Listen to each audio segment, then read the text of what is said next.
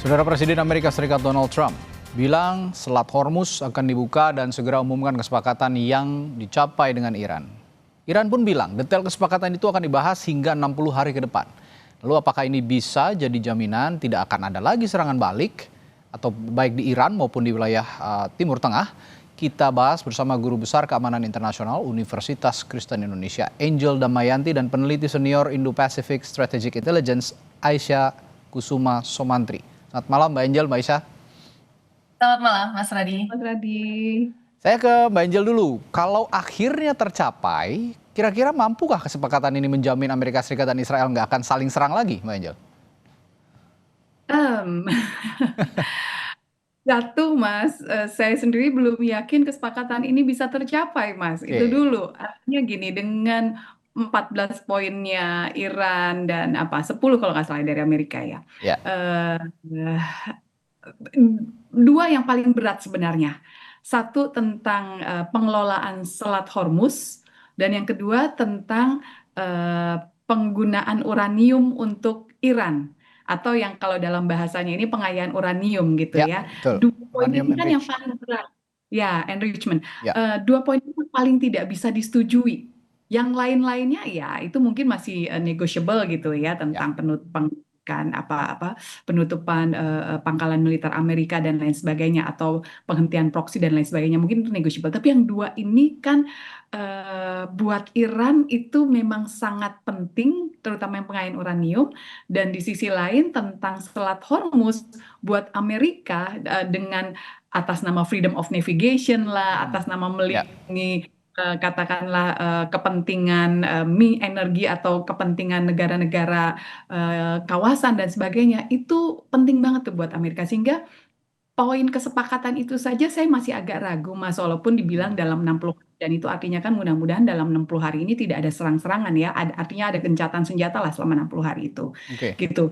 Pun dengan catatan misalnya kita kan nggak tahu Israel akan bagaimana, kemudian proksi-proksi katakanlah Hizbullah atau negara-negara kawasan gitu ya, Arab Saudi, Uni Emirat Arab, ini kan responsnya juga beda-beda ya Mas. Mudah-mudahan semua bisa menahan diri, asumsikanlah skenario yang the best, semua bisa menahan diri dan gencatan senjata benar-benar 60 hari berhasil dan 60 hari kemudian tercapai kesepakatan, itu saja sudah langkah bagus dan tinggal dijaga ke depannya memang tidak ada lagi. Karena gini Mas, kesepakatan ini kan hanya baru antara Amerika dengan Iran. Kita belum bicara tentang Iran dengan Israel. Gitu ya. Itu tugas berat lagi tuh yang harus dilakukan gitu oleh negara-negara di kawasan. Sehingga ya mungkin kita bicaranya step by step ya Mas, nggak bisa langsung kita lihat 60 hari ke depan. Mungkin itu jawaban saya Mas. Oke, nah kalau saya coba enlarge bahasan yang dikatakan oleh Mbak Angel tadi, saya ke Mbak Aisyah kalau gitu.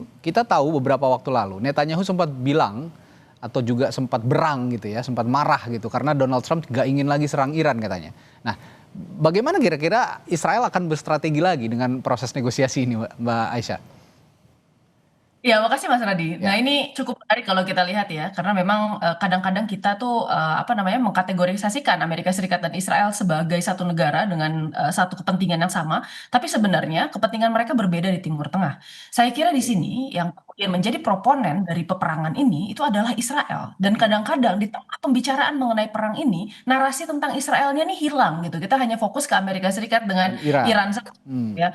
Nah, tetapi kita lihat sebenarnya Israel sendiri sekarang juga sedang berada di dalam garis penentuan nih Mas. Karena sebentar lagi di bulan Oktober nanti Israel ini akan mengalami pemilu. Sementara kemudian kita lihat sebenarnya Benjamin Netanyahu ini kan merupakan salah satu pemimpin yang sebenarnya memiliki basis dukungan di masyarakat sayap kanan ekstrim di Israel. Ya, dan apa yang kemudian jarang kita lihat di media-media barat gitu, itu sebenarnya di Israel sendiri hampir tiap hari sekarang ada demonstrasi anti perang di dalam Israelnya gitu. Jadi sebenarnya posisi dari Benjamin Netanyahu sekarang itu agak-agak bergoyang sedikit di dalam negerinya. Nah, sementara dari partai politik lawannya yaitu dari aliansi ya Yair Lapid dan kemudian Naftali Bennett itu juga sekarang sudah mulai bergerak, dan sekarang kita lihat bahwa dari segi polling perebutan kursi itu sekitar 50-50. Makanya saya kira di sini sebenarnya Benjamin Netanyahu ini juga berusaha keras untuk appeasing pemilih di dalam negerinya agar dia bisa mensecure kursi pemilunya terlebih dahulu sebelum bisa melakukan apapun di situ.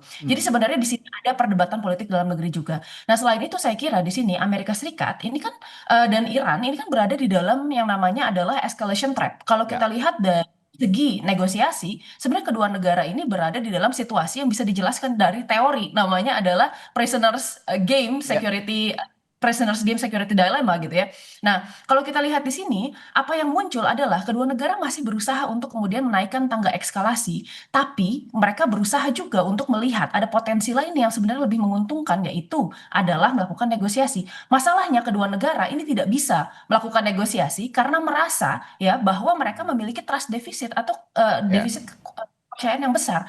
Nah, saya kira sebenarnya Israel ini memanfaatkan hal ini untuk bisa meminta baik itu Amerika Serikat ya ataupun kemudian negara-negara lain di kawasan Timur Tengah untuk kemudian melanjutkan peperangan dibandingkan dengan apa namanya pergi ke meja negosiasi karena balik lagi ya Ya. tujuan utama Israel untuk mengganti rezim serta kemudian untuk melemahkan kapasitas Iran di kawasan Timur Tengah itu masih belum tercapai. Oke. Saya kembali ke Mbak Angel. Tadi dikatakan isu program nuklir Iran ya, enriched uranium ini masih jadi sticking point besar ya, begitu untuk meraih kesepakatan yang lebih lebih reliable lagi, lebih konsisten lagi di antara kedua belah pihak. Nah, saya ingin bertanya, apakah dalam 60 hari ini ada peluang kesepakatan substantif atau hanya ditunda, dan apa yang harus diantisipasi oleh Iran, bukan dari Amerika Serikat, melainkan dari Israel kali ini? Gini Mas, bicara tentang pengayaan uranium, Iran kan sudah beberapa kali yang menyebutkan ini sebenarnya untuk kebutuhan dalam negeri, katakanlah untuk listrik gitu ya, atau Ya. kebutuhan energi dalam negeri.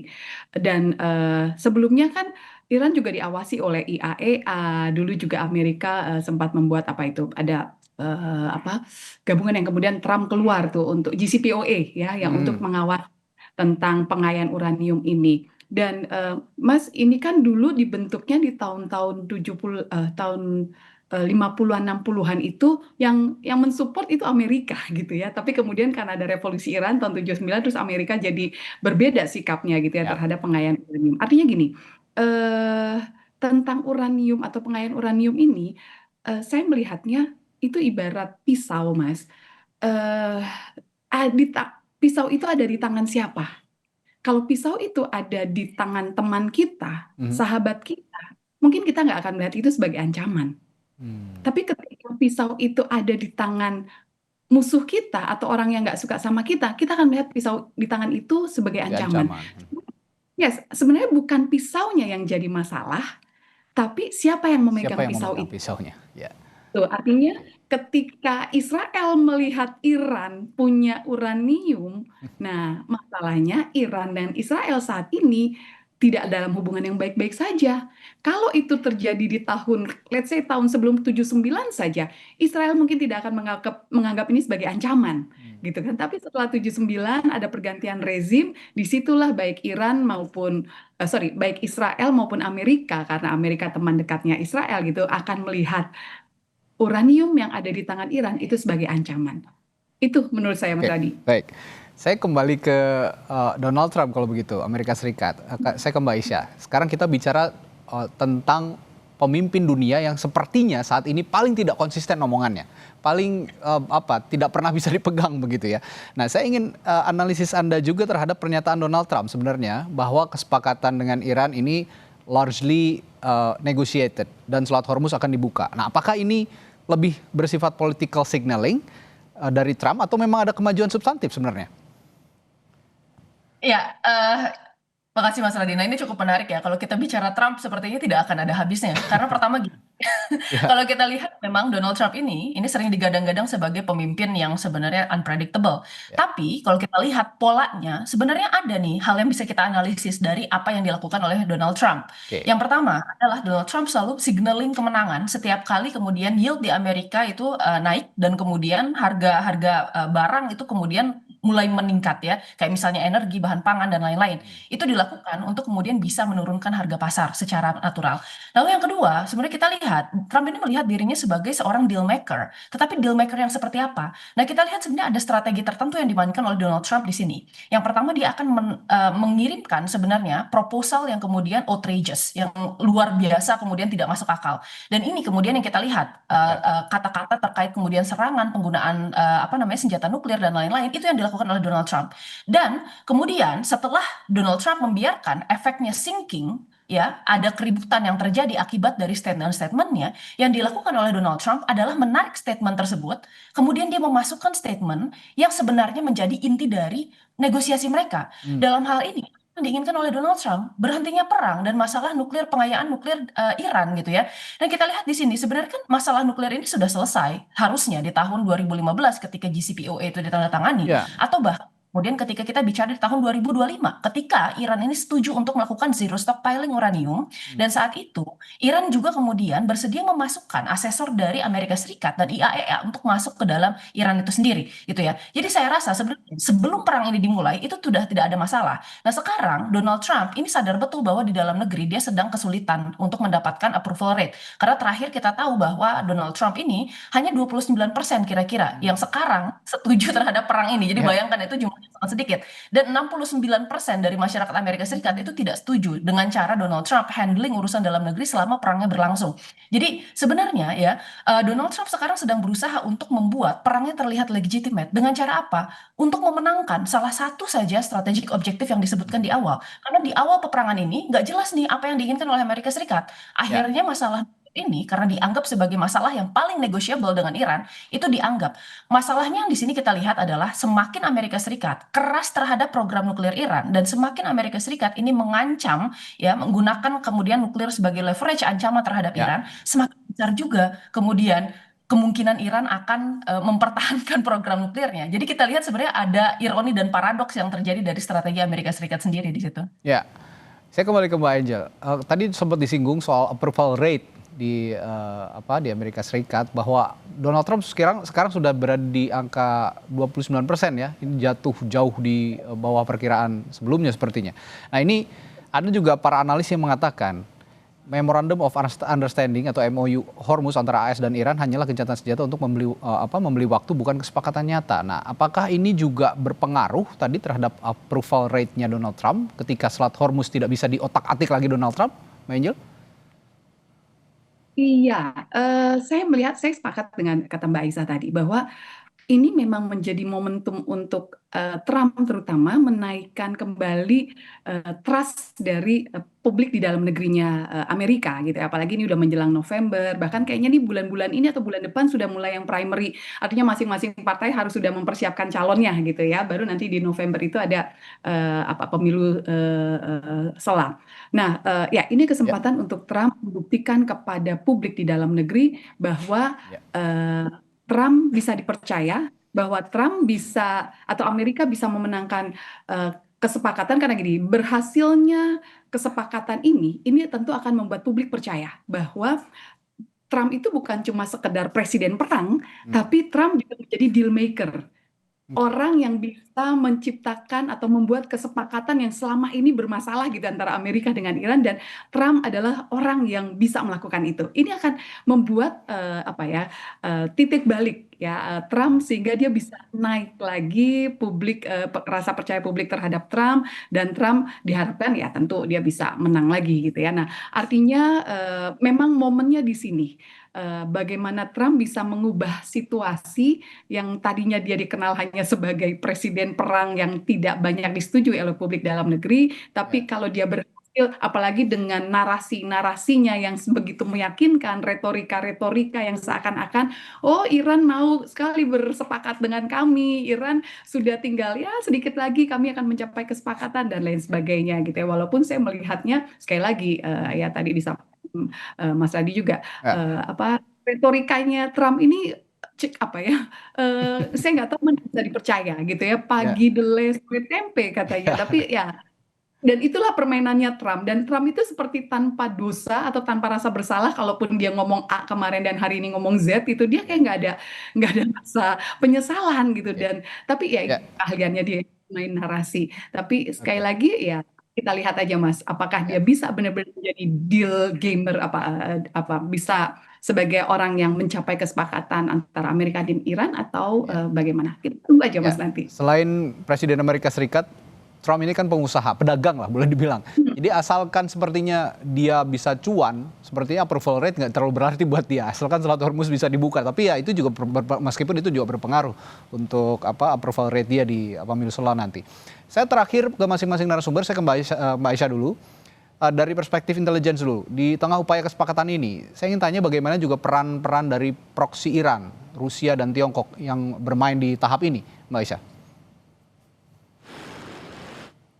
Ya, kalau kita lihat di sini sebenarnya kita di tengah perang kadang-kadang kita melupakan kalau Iran sebenarnya salah satu kekuatannya ini memiliki proksi-proksi di Timur Tengah ya, termasuk diantaranya adalah Hezbollah, lalu kemudian ada Houthi, dan kemudian kita tahu ada proksi-proksi Iran juga di Irak gitu. Ya, Nah sejauh ini saya kira sebenarnya meskipun sudah ada pernyataan dari Houthi ya terkait kemudian bergabungnya mereka ke perperangan ini, tetapi belum ada sebenarnya aksi nyata yang ditunjukkan. Begitu juga dengan proksi Iran yang ada di apa namanya Irak ya, kecuali yang sekarang kita tahu menjadi aktif war zone adalah wilayah Lebanon Selatan, di mana kemudian Hizbullah ada bermukim. Nah, saya kira sebenarnya Iran sejauh ini ya belum mengaktifasi apa namanya proksi-proksinya untuk terlibat lebih jauh di dalam peperangan ini. ya, Nah, kalau misalnya seandainya kedua negara masih tetap berada di dalam tangga eskalasi yang terus meningkat dan kemudian Selat Hormuz ini menjadi salah satu titik panas, kalau Amerika Serikat berhasil misalnya ya melakukan gangguan di titik Hormuz dan mencoba untuk apa namanya membuka paksa titik tersebut ya, yang dilakukan adalah sebenarnya tinggal menciptakan sebuah gangguan di Bab el Mandeb. Yang kita tahu sebenarnya Bab el Mandeb itu merupakan jalan keluar dari terusan Suez. 12% dari total trade dunia itu melewati ya jalur Bab el Mandeb. Dan betul. ini cukup menarik karena saya kira sebenarnya Iran ini memiliki sebenarnya kunci-kuncian ekonomi yang sebenarnya cukup besar di dalam kawasan. Nah, kalau misalnya seandainya ya perang ini masih terus berlanjut, saya kira sebenarnya Iran bisa saja kemudian melakukan ya gangguan-gangguan di kawasan yang menyebabkan konfliknya itu menjadi melebar ke konflik kawasan. Lalu yang kedua saya kira di sini untuk negara-negara Teluk, nah ini cukup menarik karena kita lihat sebenarnya negara Teluk posisinya ini cukup unik. Mereka ini berusaha untuk membuka Selat Hormuz karena ada pragmatisme juga. Karena mereka ini kan berusaha untuk ya membuat perekonomian mereka menjadi berkembang dan diversifikasi dari minyak. Tetapi permasalahannya memang sebagian besar ekonomi mereka itu masih sangat bergantung dengan industri minyak mereka. Hmm. Pressure yang dilakukan oleh Amerika Serikat terhadap Iran itu akan berdampak juga ketika Iran melakukan retaliasi dengan menutup Selat Hormuz. Termasuk diantaranya adalah kapasitas storage Oke, production mereka yang akan terus berkurang gitu. Jadi saya rasa sekarang yang baik. dilakukan ya mereka ini berusaha untuk melakukan hedging terhadap Ya, Iran gitu. baik. Jadi bagaimana caranya agar mereka menyediakan sebenarnya sebagian ruang ketika Amerika Serikat ini kalah Baik. di dalam peperangan ini. Ya, Eh, pertanyaan yang sama kurang lebih ke Mbak Ajel. Singkat saja Mbak Ajel, terakhir kita punya waktu sedikit. Kalau dari perspektifnya keamanan internasional, kita tahu kan proksi Iran maupun juga proksi Amerika Serikat ini juga sering memberikan ancaman keamanan internasional sebenarnya. Belum lagi dari proksinya Rusia dan Tiongkok juga yang punya intelligence luar biasa yang juga seringkali merepotkan keamanan internasional. Anda melihatnya bagaimana dalam tahap ini masing-masing proksi ini? Saya melihatnya gini, kemarin Xi Jinping sudah ketemu Trump, dan kemudian ketemu juga dengan Putin gitu ya. Dan sampai hari ini toh China atau Rusia belum banyak terlibat Ya, menjadi mediator atau berusaha untuk mendamaikan antara Amerika dengan Iran. Ditambah lagi gini Mas, Amerika tuh ke-distract dengan begitu banyaknya tantangan.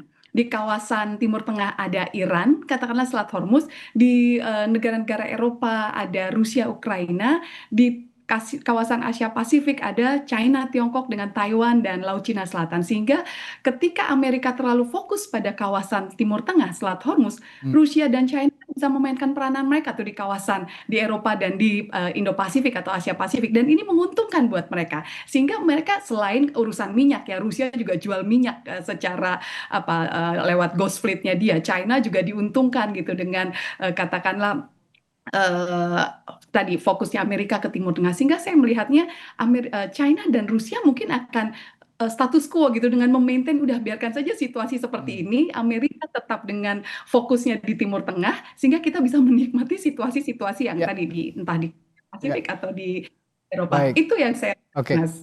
Kalau Rusia punya minyak juga bisa lebih leluasa untuk menjual minyaknya begitu ya dengan terganggunya Selat Hormuz. Di sisi lain Tiongkok juga yang punya produksi mobil listrik besar punya keuntungan tersendiri dari situasi seperti ini. Baik, terima kasih analisis yang menarik dari Mbak Aisyah. Terima kasih dari Mbak Angel, Guru Besar Keamanan Internasional Universitas Kristen Indonesia Angel Damayanti, dan juga peneliti senior Indo-Pacific Strategic Intelligence Aisyah Kusuma Somatri. Terima kasih Mbak sudah berbagi perspektifnya malam hari ini di Sapa Indonesia Malam. Sampai jumpa lagi, selamat malam.